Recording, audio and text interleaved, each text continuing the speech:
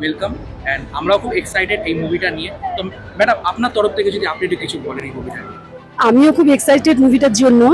আমি এটাই বলবো যে এই মুভিটার মধ্যে এমন কিছু আছে যেটা এখনকার যে জেনারেশন, যে মা বাবার যে অযত্নের অভাবে যে বাচ্চা কাচ্চার কি পরিণতি হয় সেটাই আমার সঙ্গে ঘটেছে। তো আমি বেসিক্যালি হোস্টেলে চলে যাই, মা বাবা সময় দেন না বলে। তো বনি আমার স্যারের ক্যারেক্টারে করেছেন, যেটা হয় টিনেজ বয়সে আছে না, যে টিনেজ মেয়েরা কাউকে না পেয়ে স্যারকেই মনে মনে ভালোবাসে, এই টাইপের একটা গল্প এগিয়েছে। লাস্টে সৌরভও আছে, সৌরভের সঙ্গে একটা প্রেম দেখানো হয়। লাস্টে ওভারঅল গল্পটা খুব ভালো জায়গায় গিয়ে দাঁড়ায়। ইভেন আমার সঙ্গে লাস্টে খুব খারাপ কিছু হয়, কোমাতে চলে যাওয়া হয়, পরের পুরোটা তো বলবো না। তো ভালো, এটা দেখলে এখনকার যে জেনারেশন আছে কিছু হলেও এর মধ্যে মেসেজ ছাড়া হয়েছে। আমরাও খুব আশাবাদী যে আমরা আরেকটি সুন্দর বনি সেনগুপ্ত অ্যান্ড টিমের আন্ডারে, অ্যান্ড ম্যাডামও যেটা বললেন যে আমরাও একটা ভালো মুভি পেতে চলেছি। তাই ম্যাডাম, আপনাকে অসংখ্য ধন্যবাদ। Thank you. ওকে।